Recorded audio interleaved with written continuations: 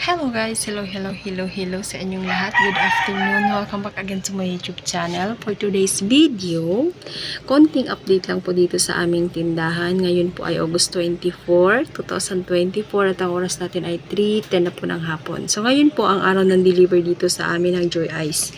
Ayan guys, yung ating ice cream. Kaso, hindi po ako umorder dahil nagbabalak na po kaming i-pull out yung ating freezer. Ayan. Actually, 2 weeks na yata na nasabi namin dun sa ahente yung balak namin ipa-pull out. So, bakit nga ba namin ipapa-pull out na ang ating ice cream? Dahil sa sobrang tumal na po ng ating ice cream, hindi na ako nakakapagtabi ng pandagdag para sa pambayad ng kuryente. Kasi siya, kung tutuusin yung mas malakas kumain ng kuryente, yung freezer na yan, guys. Ayan, guys. Napakita ko na sa inyo yan. Bali, ang laki po kasi yan. So, meron siyang 5 basket. At nung mga nakaraang buwan, pumunta po dito yung pinaka-may-ari niyan. Nagsusurvey sila sa bawat tindahan na meron silang ice cream. So, napag-usapan namin na nagbabalak na kaming i-pull out.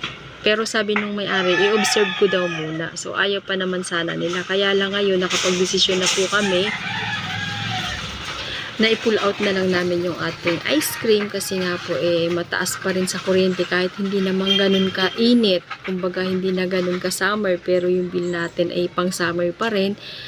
At ang problema po is hindi na po ganun kabenta yung ating ice cream. So may nakita kasi ako niyan guys sa ibang page ng sari-sari store na merong kasari na mayroon siyang Joy Ice pero hindi po ganyang kalaki yung kanyang freezer. So nag-request ako dun sa ahente at saka dun sa may-ari na nagsusurvey dito sa tindahan.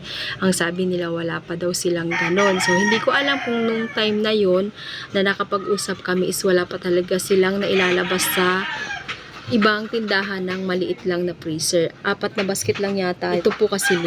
So, ayun.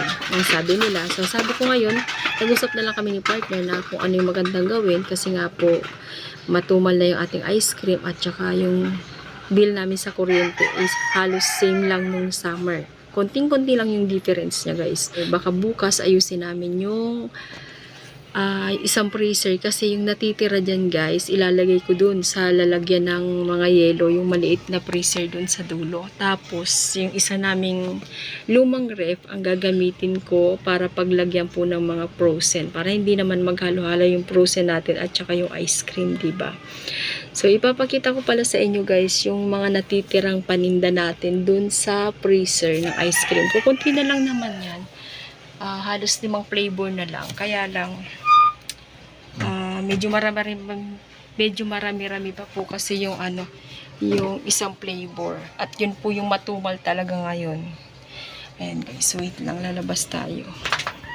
So ayan guys, ito po yung ating freezer. Ayan, meron tayong 5 basket.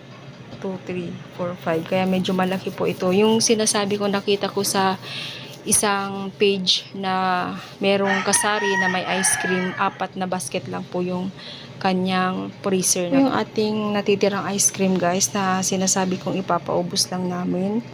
Meron tayong 1, 2, 3. 5 flavor na lang. Watermelon, chocolate mochi, sweet corn, at saka yung chocolate crispy, at saka milk tea. Ayan guys. So titingnan ko kung kakasya na to dun sa freezer na kasama yung mga ice cube para ma-off na namin tong freezer na to kasi po yung kuryente is sayang naman. Naglagay pala ako dun ng mga yelo sa gilid. Pinagawa ko si partner para kako hindi masayang kahit papano malagyan pa rin ng yelo. So ayun guys, dito ko na rin po tatapusin yung aking share sa inyo. Maraming salamat po sa panonood sa aking mga video. Sa mga hindi po nakapag-subscribe dyan, please subscribe my YouTube channel, Ebol Risto. At syempre huwag niyong kalimutang pindutin ang notification bell para lagi po kayong updated sa mga susunod ko pang video.